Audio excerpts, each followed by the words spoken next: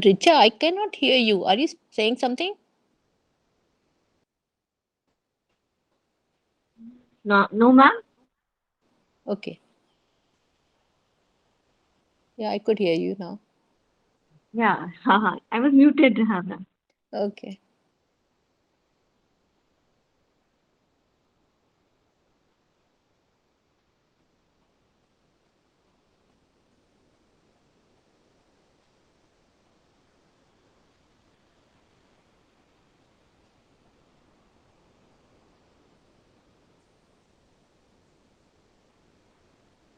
Should we wait for some? No, I think we can start.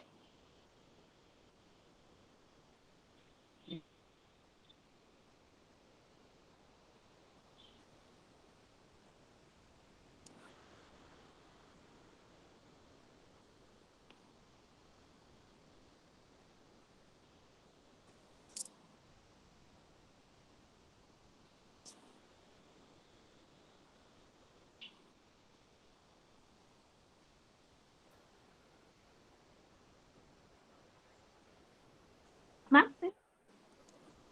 Can I start actually? Yes, please. Yes, Okay. please. Introduce the Yeah, speaker, please. yeah. Yeah. So a very good evening, everyone. And day 3 of this DHR HRD module this month. And it's an honor to welcome our speaker for the day, Dr. Chitra Chakravarti, who is currently professor and head of the Department of Oral and Maxillofacial Surgery at Navodaya Dental College and Hospital, Raichur, Karnataka. Dr. Chitra has been an academician for the past 20 years, training undergraduate and postgraduate students. She has authored a famous textbook of oral and maxillofacial surgery. It has its third edition now, and also a handbook of dental instruments being authored by her. She's the director of Spark Center for Advanced Dentistry in Hyderabad, where she conducts lots of dental courses for dental students using newer technologies like 3D printing for skill enhancement. She specializes in maxillofacial trauma, orthographic surgery, pathology, implant dental areas of maxillofacial surgery. With a special interest in 3D printing technology for the past 6 years, she has fabricated innovative designs for better surgical practice. She also runs her own 3D printing lab with a team of engineers and fabricates 3D models, surgical guides, and patient specific implants faculty for AO and has conducted various lectures on various platforms over the past few years. So it's a pleasure to have you with us, ma'am. Over to you for your presentation. Thank you so much, Richa. I'll just share my screen now. Yes, ma'am.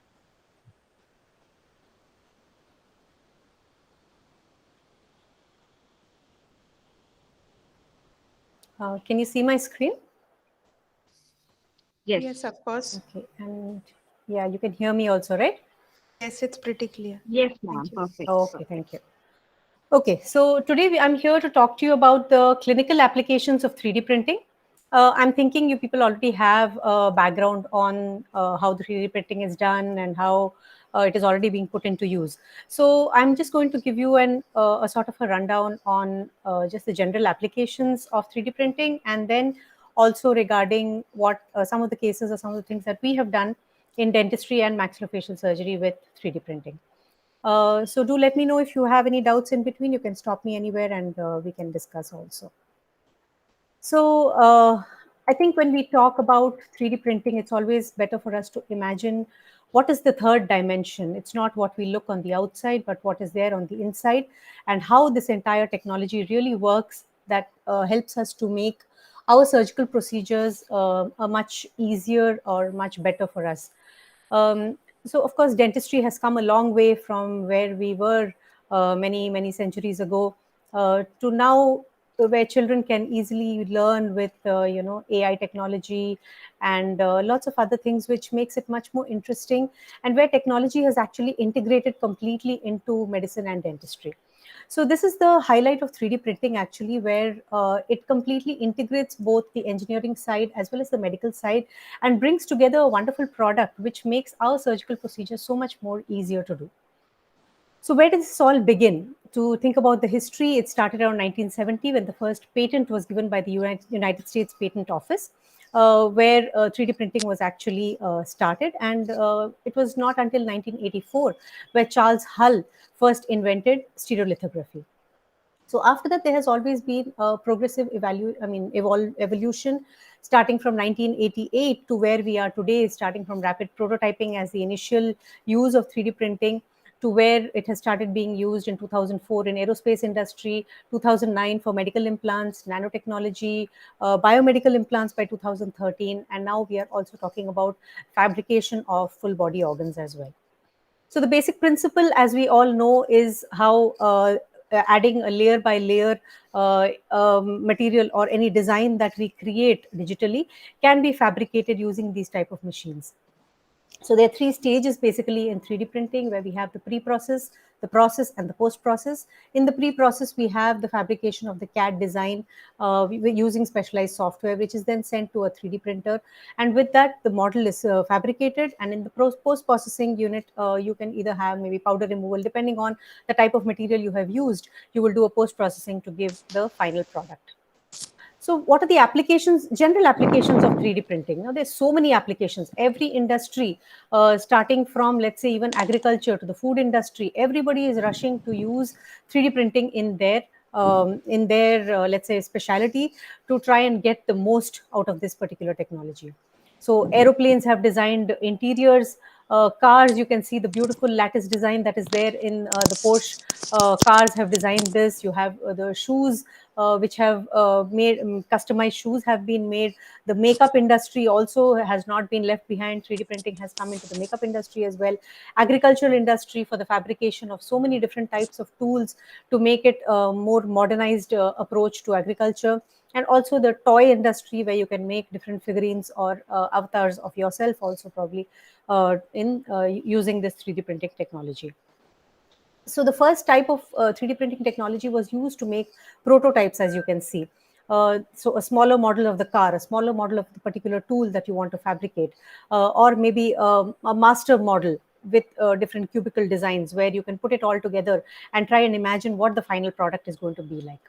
Other than using direct 3D printing, even casting has been used to make a little more simpler designs, which has also been done. Now, in architecture, you can either use it to fabricate maybe different types of models to see how the final product is going to look like, or there are even places where 3D printing is used even in constructions, houses or apartments also being made using this type of technology.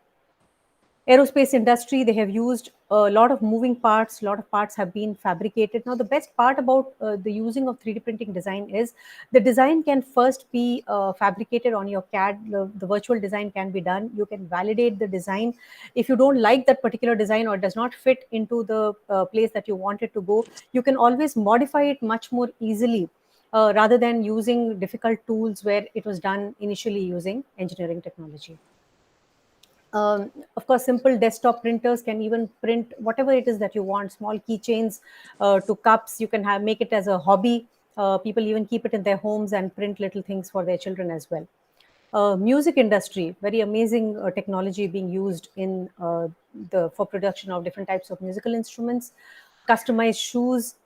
Jewelry industry, very, very big industry, where customized designs can be made or fabricated according to exactly what you want. Very complicated geometrical designs, which are very difficult to make with the hand or with various machining tools, can be very easily done using 3D printing. Of course, gifts, trophies, mementos. I'm sure very soon this will all come into our regular use as well. Even the fashion industry, to a large extent, like I told you, different types of apartments and housing structures being built with the help of this type of 3D printing technology. Looks so beautiful. You can make so many different complicated designs, geometric designs, fabricate it and print it and put it all together to look something like this. The beauty of 3D printing is that whatever you can imagine can be made into reality as well. So what is the advantage of this particular technology? It is easy to fabricate. So many different complex geometrical designs can be fabricated. You can customize different medical implants. Low cost. Time is a factor that may or may not be applicable in all cases. Accuracy definitely is very, very high. There's a wide range of materials that you can choose from, and you can actually functionally test it and modify it in very small ways, however you want it, before you do the next design as well. Limitation, of course, it is tough for batch processes. The strength is a limitation because the type of materials that we have at present may not be good for every type of design that we are thinking about. Post processing definitely needs to be done for every product that we talk about. Initial equipment cost is a lot. As of now, I think the limiting factor for 3D printing in most industries is because of the cost, and of course skilled labor, because not everybody is trained in this industry. So let us get on to something that is more, let's say, my field or our field. Uses in dentistry. Now, where all has it been used, or can be used, or can be used more in the future in dentistry? So we have used it in the field of endodontics, orthodontics, maxillofacial surgery, prosthodontics, as well as for dental implants. It has definitely revolutionized the field as well. So the workflow remains the same. Your imaging is the first step, where you take either bone or soft tissue imaging, depending on what your case is. The imaging can be in the form of CT or MRI. Nowadays, we use CBCTs a lot, which so that there's much lesser radiation to the patient. Segmentation and modeling, slicing software is used, and finally it is sent to a 3D printer in an STL format, and the 3D model is finally fabricated. So let's go on to simple things like 3D printed dentures. Now, this is something that is absolutely amazing. We struggle so much as dental students to try and give the best fit to the patient with a denture. But with 3D printed dentures, if you're able to get a good intraoral scan and merge it with what you need exactly for the patient, you are able to get, let's say the dentist, if you're running a 3D printed lab, what you need from the dentist is the final impression, which is poured and articulated. You will need the bite rim with all the necessary information, like what is the lip line like, how is the midline, what is the occlusal plane, and then you would want from the dentist what is the type of tooth shade or shape and other clinical considerations that you will require. Now, after all this is done, this entire model that we get, we scan it. The teeth are selected separately, and the denture base is selected separately. Both of them are fabricated differently using SLA technology. And after this, the post processing is done. The denture base and the teeth structure which are formed are fused together. It is polished, and the final denture comes out so beautifully. So this definitely is a huge change over the type of dentures that we fabricate in our labs till date, and I'm sure 3D printing technology is going to take over this entire industry as well. Porcelain fused to metal crowns, your PFM crowns, which are there, can also be fabricated using 3D printing technology. Easy software is available where the entire tooth can be replicated exactly the way you want inside the patient's mouth. All you need will be a digital scanner and the software to fabricate the crown exactly the way you want it.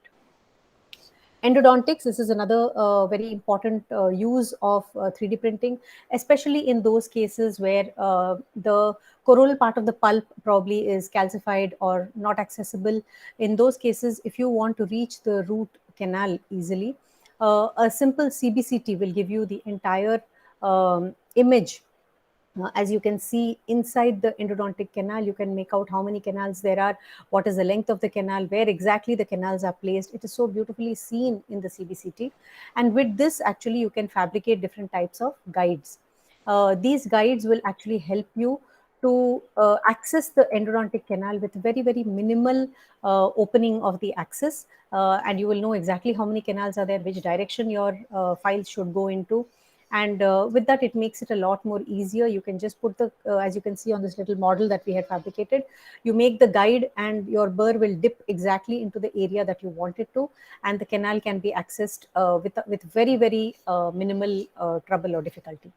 So this is an endo access guide that can be done, which is being used in some places more for research purposes immediately, but can be, you probably be put into use more in the future. Orthodontic aligners, a big, huge field which has come up now. Very, very, let's say, a money spinner also at the same time.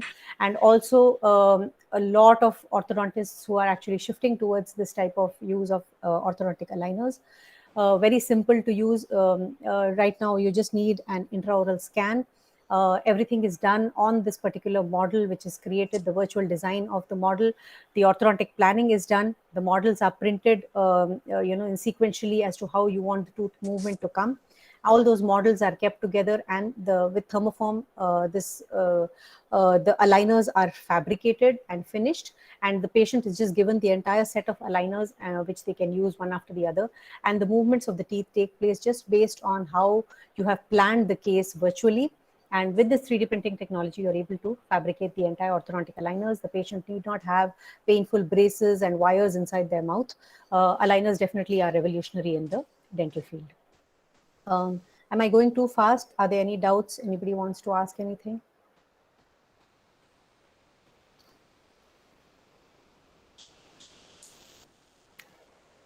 Can I continue?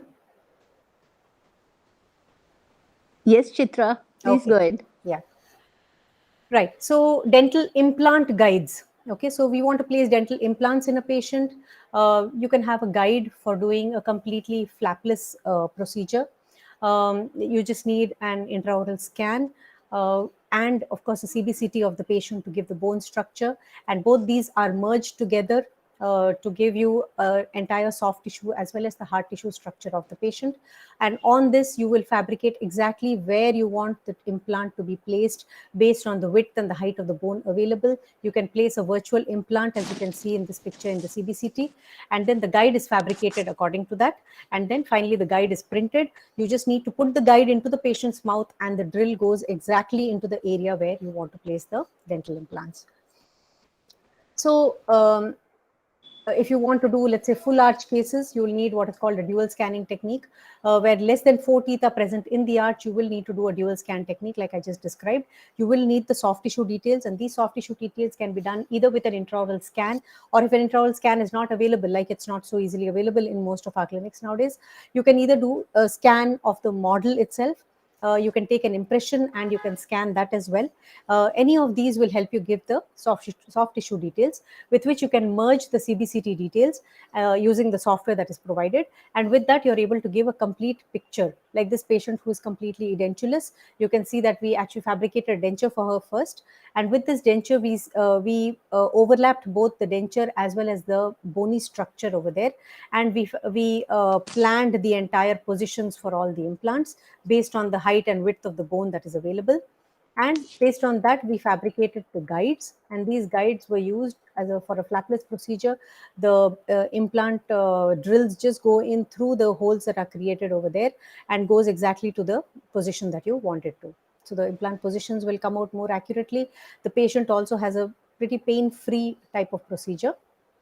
Okay, and as you can see, she's pretty happy. The implants can be loaded based on how you have planned the case. Single implant cases also, as you can see in this particular case, there is such a tight space between the two teeth where you have to place one single implant. Even a few millimeters this way or that way, the implant will go and touch the adjacent root, and you will not have a good implant that has been placed. So a guide will definitely help in these type of cases, will help in accurate placement of the implant and giving a much better prosthesis to the patient. The patient is also very happy because the adjacent teeth are definitely not touched. So that was to do with the uses in dentistry. Let's go on to a little bit of maxillofacial surgery. I'll be showing you lots of pictures on the different uses that I have put it to use in maxillofacial surgery myself, and also being used all over the world also in very simple, similar designs as well. If you notice, if you will see the cases that I will be showing you, in most of our patients, actually the affordability of the patients is usually not much. So we cannot afford many titanium implants or things like that. So generally we try to give them little cheaper options, maybe more of the use of stainless steel or more use of cast metal and things like that with 3D printing technology, which makes it easier for our patients also to be able to afford this technology and give them the best type of treatment as well. So in maxillofacial surgery, the uses of 3D printing is basically that you can fabricate the models with which you can have a direct visualization of the anatomic structures. You can fabricate surgical guides or templates with which whatever you have, let's say the design that you have or the surgery that you have planned virtually can be transferred to the patient in the operating table. It helps with your surgical practice. It helps in surgical resections, diagnosis, treatment planning, areas for bone grafting. You can pre-bend your reconstruction plates or even normal plates that you use in maxillofacial trauma. You can use custom prosthesis, TMJ prosthesis as well as entire jaw prosthesis also can be fabricated with this technology. It definitely decreases your surgical time, your anesthesia time, your wound exposure duration is also reduced. It gives you definitely much more predictable results and helps you in communicating with your colleagues much easier with the help of the virtual images that you have. If you are, let's say, operating as a team with, let's say, orthopedics, maxillofacial, and some other people around with you, you can show them the virtual planning and everybody is on the same page immediately because it's a very visual type of technology. So let us say orthognathic surgery. Everybody, I think most people nowadays are using 3D printing technology, especially with the use of guides in orthognathic surgery as well as the use of splints. All of us know during our postgraduate time how difficult it was to fabricate those splints manually with the help of cold cure and all of these things that we used to use at that time. But it has become so much easier now, and definitely it has bridged the gap between whatever the virtual surgery we plan and the actual surgery that we do. So orthognathic surgery is all about symmetry, perfection, and precision. And this is exactly what 3D printing gives us as well. In traditional orthognathic surgery, we depend more on the clinical judgment of the surgeon, the experience of the surgeon. We use plaster models, which sometimes might have errors. And many times you see that the splints or the things that you fabricate do not actually fit inside the patient's mouth easily. So two-dimensional imaging, visualization do not help you in most cases in orthognathic surgery because you want a three-dimensional exposure of the patient. So traditionally we would use a two-dimensional, let's say a cephalogram. You would want to do face bow transfers to get the exact condylar position. You would articulate this in a Hanau articulator and then fabricate the splints. But nowadays it is much more easier with the help of CT scans. We are able to do a complete virtual surgical planning, get the exact condylar positions, do the surgery also virtually. You want to move the maxilla 4 millimeters downwards, backwards, inwards, whichever way you want, you can fabricate all that, get the perfect occlusion that you want during your surgery, and the splints can be fabricated based on that. So this gives us a much more predictable result. It helps the patient also because the surgical time also gets much more reduced. So what is the change from our traditional procedures? Basically, because of the use of CTs and CBCTs much more, the technology has come in much more into our practice. The software that is there for segmentation, a three-dimensional visualization of the entire subject, planning, virtual surgery software, soft tissue predictability also can be done with the help of different softwares. And you have more biocompatible materials which are there, which can actually be implanted into the patient as well. So in orthognathic surgery, we basically do with the help of virtual planning, 3D printed models, CAD-CAM technology for virtual planning. We make surgical guides, drilling guides, repositional guides, occlusal wafers, and all this is helping in transferring our virtual plan to the surgery. So a lot of publications which tell you that 3D printing in orthognathic surgery helps in giving better functional and aesthetic results, better patient satisfaction, precise translation of the treatment plan. Genioplasty guides are there, tooth supported guides are available, you have bone supported guides as well. And of course the cost analysis also, which has been done by in an article which shows you that it is definitely more economical because it reduces your operative time. So because of that, it helps in cost reduction as well. So we all know that the benefits of surgical guides, it helps you to transfer the virtual plan. It is more innovative, it is reliable, it is precise, it reduces your surgical time, it does not allow any deviations from your plan, and it doesn't help you to, I mean, doesn't give you, let's say, an arbitrary position where you are just looking at the patient and saying, yeah, I think the patient looks nice in this way. Of course, you have demerits also of surgical guides because you cannot shift away from the plan that you have already made. You cannot change the guide immediately. So if you have planned something virtually, you have to execute exactly the same plan. It is expensive. It is a little more time consuming. And you cannot change, like I said, the surgical plan on the table. So let's just show you a case where you have a patient, as you can see, with an excessive vertical maxillary excess. You can see that she also has a retruded chin. These are the CT images which after the CT scan has been taken, we fabricated a guide for the Leefort 1 osteotomy. We wanted to intrude the maxilla. So an exact 5 millimeters gap has been given in the guide for us to just place it inside the patient's mouth. It goes and fits exactly onto your surgical site. As you can see, this is the surgical guide which has been placed here and the exact 5 millimeter gap that is present here. And the beautiful cut that you get where you don't even need to think whether you're going symmetrically on both sides. Like I said, orthognathic surgery is all about symmetry. And if you don't get the symmetry, usually the results don't come out as beautifully. So accurate, precise osteotomies can be done. The platings can be done because you have already pre-bent your plates on the models. So the plates can be fixed exactly the way you want it. Virtual osteotomies, you can see how the the STL guide design is done. For a genioplasty guide, this is printed with SLA technology. The models, the 3D model you have with the genioplasty guide, as you can see over here. And this is finally placed in the patient. This is a tooth supported guide, and your osteotomy comes out really neatly, and you don't have to think. It's almost like placing a scale and drawing a line. Your burr goes exactly in the slot that you have created, so that you don't need to think at all. This is very useful, especially for novice surgeons, postgraduate students who are able to actually do the procedure with much more confidence. It is much more easier for them to perform the procedure. And of course, you get much more predictable results as well. So this is the post-operative scan of the same patient. You can see we have even overlapped the pre-op and the post-op, and you see the exact type of results that you wanted or you predicted has come in your post-operative view. So this is a patient with a facial asymmetry due to unilateral ankylosis. You can see the patient has a reduced mouth opening. In this case, this is the CT scan which shows the complete deviation of the chin. Since the patient again was not affordable, we had to go. We could not go for a distraction in this patient. We had to go for an extended genioplasty to give a facial symmetry and release the ankylosis at the same time. So in this case, we used, like I told you, you want cheaper alternatives to titanium. We are not able to give that to the patient. If we are not able to give that, we use cast metal, as we do for our crowns and bridges, as we do in dentistry.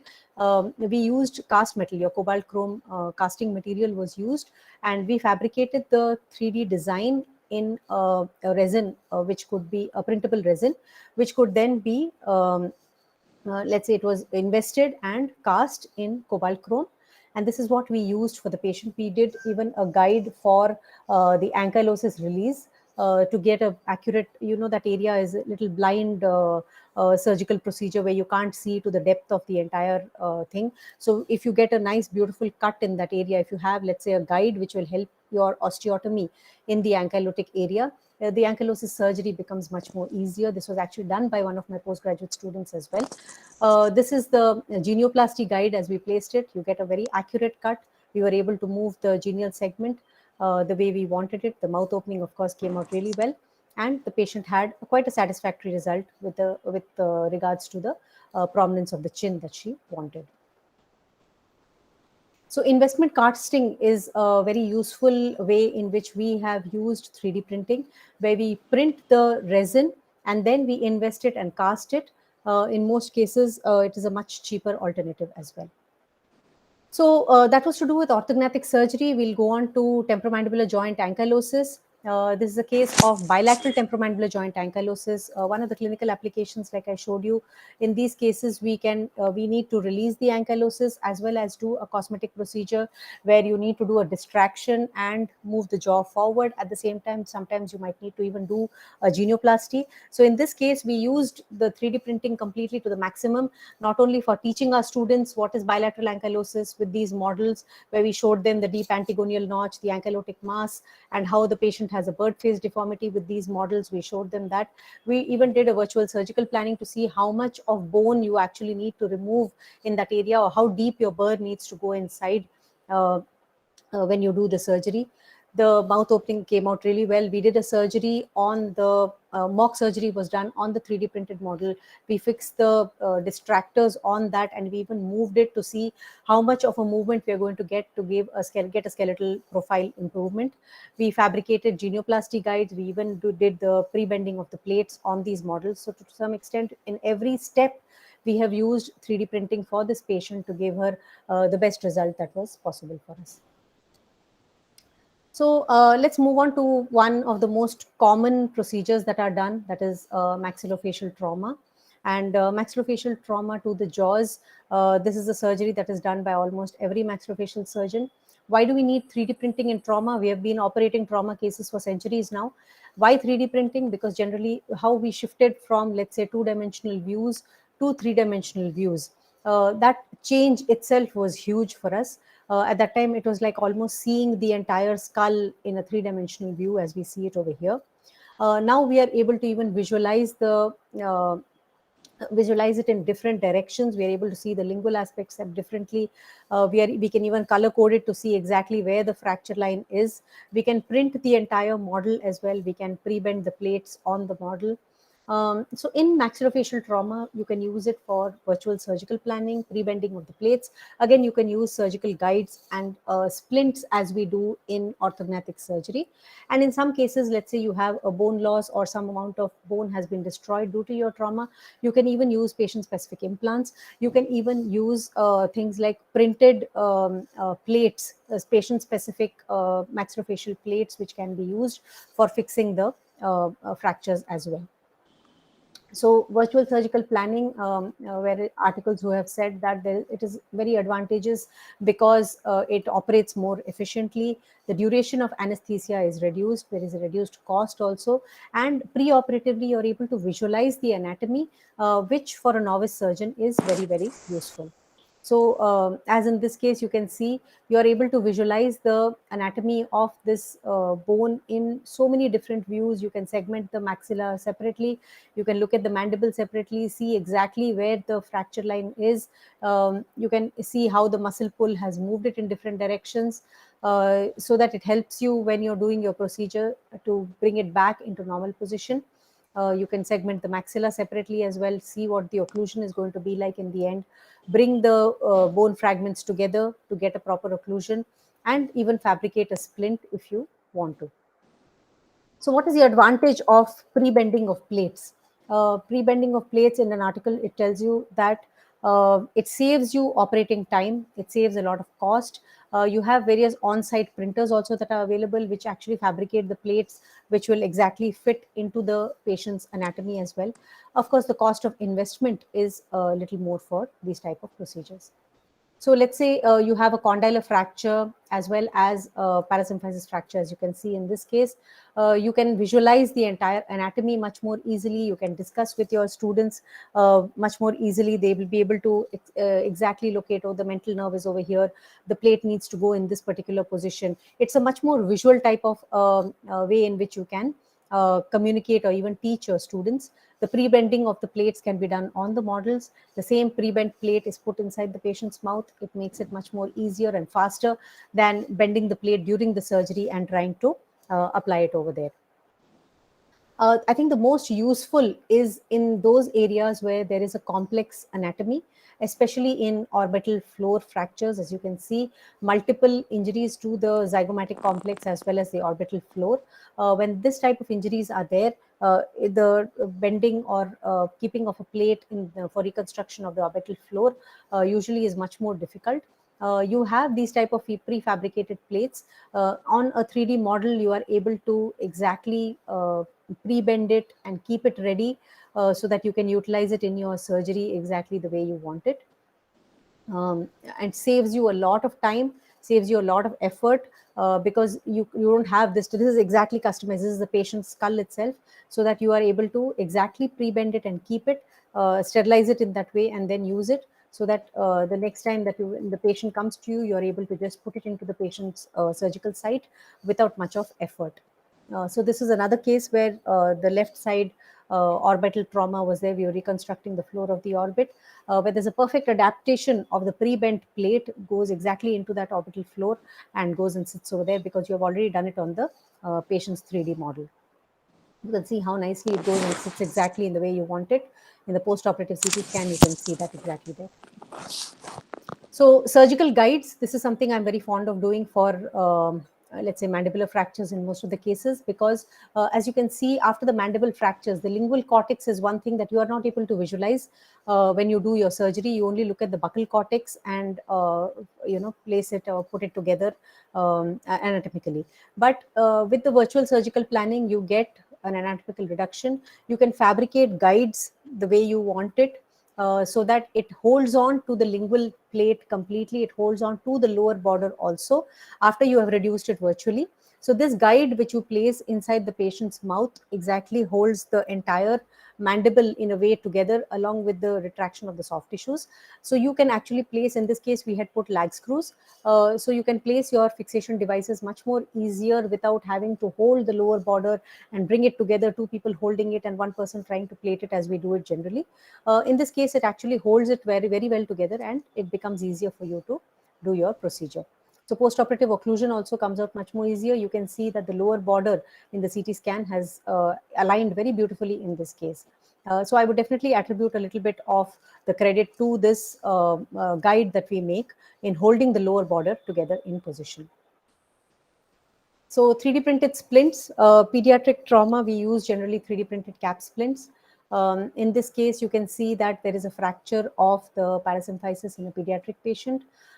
This is the STL images. You can see how the fracture line is running, and this is the design of the guide as you would normally would have done it with the help of a, you would have made an impression, you would have poured a cast, you would have broken the cast and put it back into position, and with wax or cold cure, you would have fabricated this type of a splint. Whereas in this case, the entire thing is done virtually, and that design is then sent to a printer, and with an SLA printer, you're able to fabricate this cap splint in so much more easily and with so much less mess as well. This fits also perfectly. It is completely customized to the patient. It fits exactly the way you want it. Very, very minimal adjustments, if at all. And you're able to do your surgery much faster with very little trauma to the tissues as well. So this is what it looks like. You can see the post-op CT scan, the reduction of the mandible, the overlapping of the pre and post to see how well the splint has held your fracture. So this was a publication that was done by us in which we showed how this can be put into use in pediatric fractures as well. So regular mandibular fractures in adult patients also, these type of splints can be fabricated. Where you have comminuted fractures, you want to see or visualize the entire fracture as I showed you in an earlier picture. You can see the lingual aspect to see whether you have actually virtually reduced it completely or not. It improves your accuracy. It improves, if you spend a little more time pre-operatively doing all this, it becomes much more easier for you to work on the table. You can adjust the occlusion, bring the occlusal approximation exactly to the way you want. You can visualize it in very great detail to see exactly where your cusp tip is going to be touching in that area. It's almost like visualizing a cast or the patient's jaw itself. And with that, you can even see where the teeth are going to be touching on both sides. And once you're satisfied completely, you can fabricate this splint for occlusal guidance so that you get a much more accurate occlusion during your procedure. Of course, the pre-adaptation of plates helps you save time. Again, different types of surgical guides which help you to hold the lingual cortex as well as the lower border closer to the arch bar so that you don't have to hold on to it very much, and the plates can be fixed exactly from below the guides itself. So use of surgical splints, it is a guiding tool for reduction and fixation. Of course, it doesn't take away your surgical skill in a sense. In this case, we have used, this can also be used for cranial implants where you have large bony defects, let's say craniotomies or any injury where you have a cranial defect. This can be used by mirroring the opposite side cranium. You can fabricate exact cranial implants which can be put into that area. Now, tumors of the jaws, I hope I'm not taking too much time. Tumors of the jaws, you can see in these type of cases, it helps a lot to understand the exact extent of the tumor, what it looks like. You can actually print the entire model and have a look at it and see the depth of the lesion, the lingual cortex expansion, the buccal cortex expansion. It helps a lot to teach your students also what it looks like exactly before they do the procedure. So you can plan your surgical procedure virtually, design different types of, let's say, repositioning guides, which you can use for patients as well. So patient-specific implants, this is another field which is rapidly increasing nowadays, where you have different types of designs. It is up to your imagination as to what type of implant you want to place specifically for the patient. There is no one particular design which is the best for the patient. So nowadays, before fabricating a patient-specific implant, let us say in this case, we virtually decide where we want to cut the mandible, where it needs to be resected depending on the extension of the tumor. We place these type of plates which will help in first just holding the bones together so they don't collapse towards each other till you place the patient specific implant inside. So this is a PSI that we had fabricated. This was again done with cast metal stainless steel. The patient is doing very well actually after this was fabricated and placed inside the patient. Another very interesting area where I feel 3D printing has not yet been utilized to its maximum, especially in maxillofacial or in dentistry, is the use of educational models. The various studies which show that students are not interested in reading from textbooks and reading or listening to table discussions more. They want more of a visual, let's say a multimodal type of an educational system. So there is a lot of technology that is going into education. You have computer assisted learning. You can see that even your children or even the students that you teach learn more easily when they look at a video or when they look at a model rather than learning from a textbook, or maybe if somebody is teaching them orally. So conventional versus modern education systems, we earlier used to do cadaver dissections. Even we have used a lot of biological specimens to learn a lot of procedures as well. We have table discussions where we are sat and taught in groups like this. We have classroom teaching, and of course the textbooks which almost put you to sleep the moment you open it. So we learn from patients, which probably should be changing slowly. We should not directly be learning on the patient. If we are able to provide let's say a more interactive type of model which helps the students to learn multiple times on that model before they are completely perfect or very let's say familiar with the instruments that they are using, the way in which the procedure should be done. If they are able to do it on a 3D printed model, it becomes much more easier. So like I said, biological specimens was one thing that was used. Even till date, we still use them also in a lot of courses to teach skill enhancements. The problem with these type of models are the biosafety. There are a lot of ethical issues, the cost of the storage, the transportation, how you want to dispose this model after it is used also. We need to have a more realistic, let's say a reproducible and an inexpensive model which will help in clinical trainings. So what do we need? If you want surgical proficiency, you need a long training process. People do cadaveric dissections. That's how we have learned. You want to learn under a senior surgeon, and of course you'll go to courses. This added to this, if we are able to give image guided surgery, if you are able to give 3D printed high fidelity models, even use of VR systems in surgical simulations, I think that type of training will definitely make it much more interactive.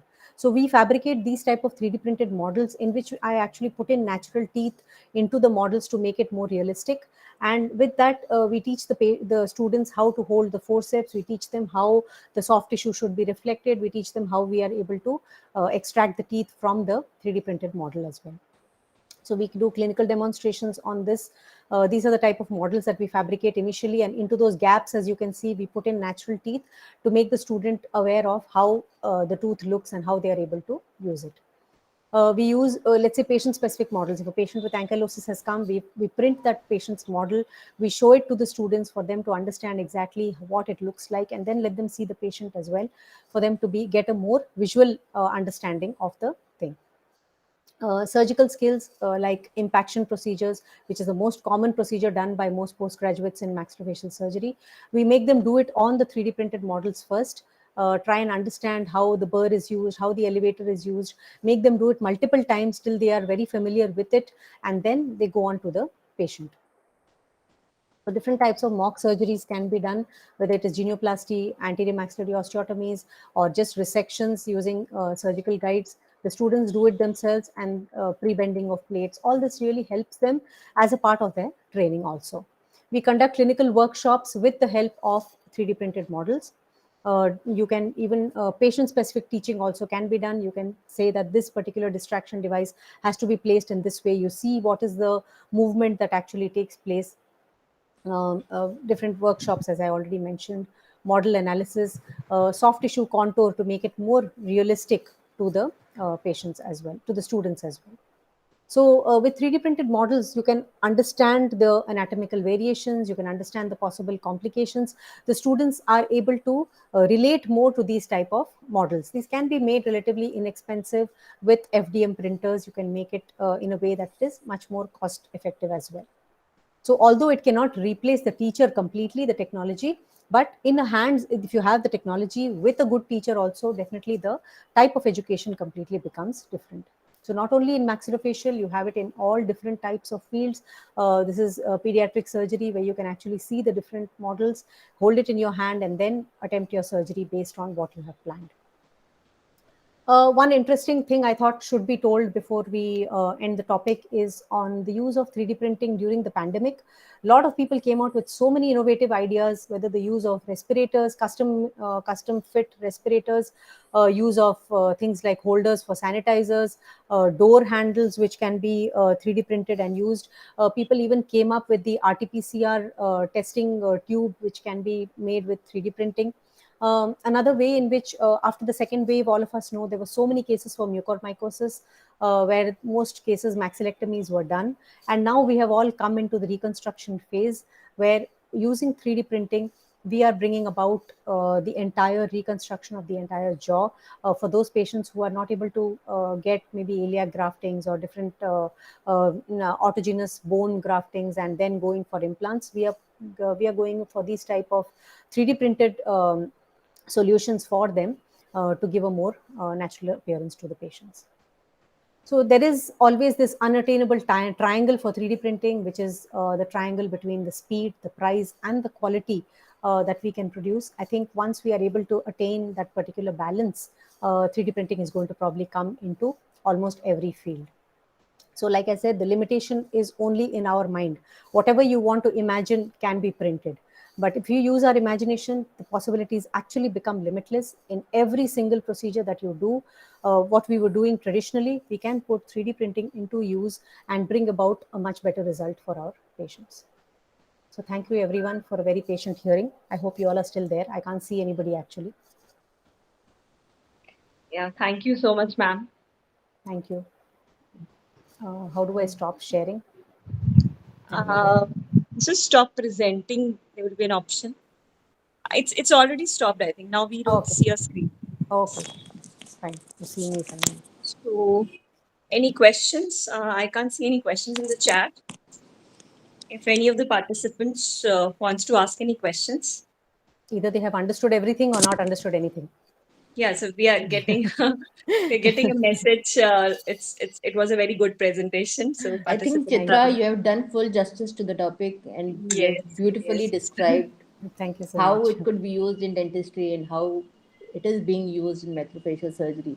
So, regarding clinical aspects, clinical applications, I think Yeah, everything has been covered so beautifully.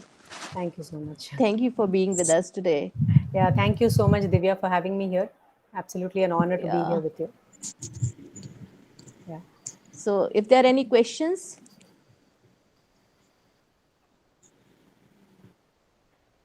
from the participants, One are question. biodegradable materials used? So as of now, Chitra, I we are. think you are muted now. Oh, am I muted? We can't hear you. Oh, you can't hear me? You're audible.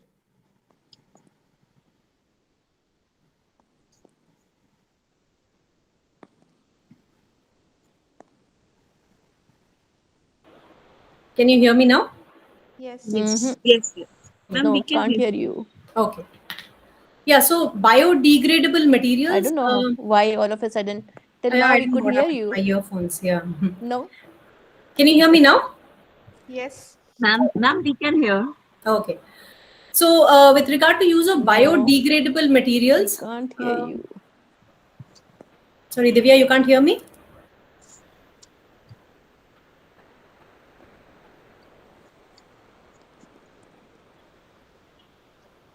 Can everybody hear me, please?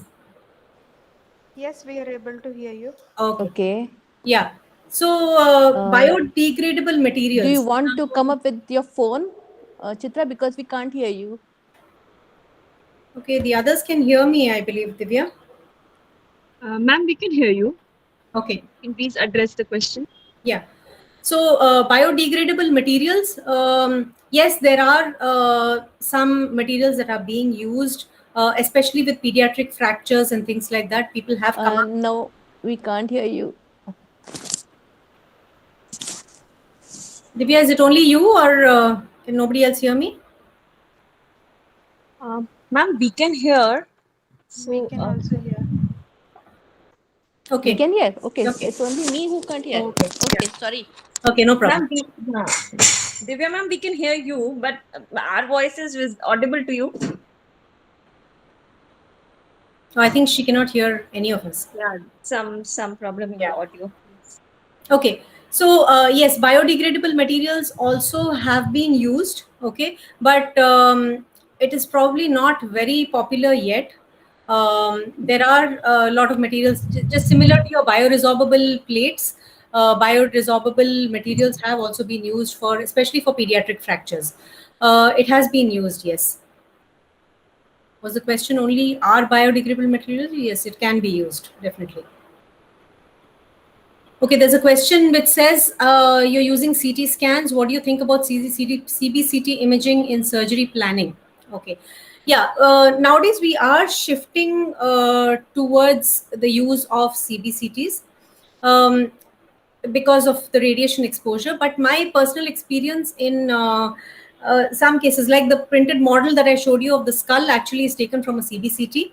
The clarity is quite good. It depends on the machine, of course, how well you're able to do it. And most cases do not cover the field of view. Actually, the FOV for the CBCT in some cases is very less. So if I want to take all the way from condyle to condyle in most CBCT machines, you have to make sure that the entire thing is available to you on that machine. Only then you should go ahead with planning with CBCT. So that is one limitation of CBCTs that we have nowadays. But the later machines that have come up have got a better FOV where the entire skull is visible. The clarity is slightly lesser compared to a CT scan, but still it is workable. In most cases, we do use CBCTs also for surgical planning, yes. Any other questions? Not in the chat box. If any of the participants want to ask anything. Hello, good evening, ma'am. This is Radha Prabhu here. Hi, Radha. Very nice presentation. Thank you so much. This is a question in terms of a surgeon's perspective. Mhm. I just wanted to know what is the software you use for this virtual surgery? So actually, again, like I told you, Thank since, you. yeah, thank you, Radha, for the question. There are multiple softwares we actually use. It is not just one that I would say that I use this particular software. As far as possible, we try to use open source softwares because, again, like I said, there is a lot of financial constraints. But we do have certain software in implant planning. I use Blue Sky Plan, which is very useful. In fact, it helps in a lot of other than just general implant guides, even other guides or occlusal splints. Also, Blue Sky Plan really helps. That is one of the softwares that I use. I use Magix. I even use Mimix also to some extent, and other simpler softwares also which are there, which are open source, which can be used as well. So it depends on the case and what exactly you want to do with it. The software depends on that. Thank you. Welcome. Any other Yes. questions? Yes. And Blue Sky Plan is free, no? It's not. No, it's only the initial few guides that you can make free with Blue Sky Plan, Richa. After that, you Okay. have to pay for it. Okay. You can purchase like bulk of so many of them for a lesser price, and Okay. then So depending okay, on your use. transportation of STL to that they charge Yeah. per file. Right. Yeah. Right. So, but you also have a lot of free open source software also for implant guide plannings as well. Okay.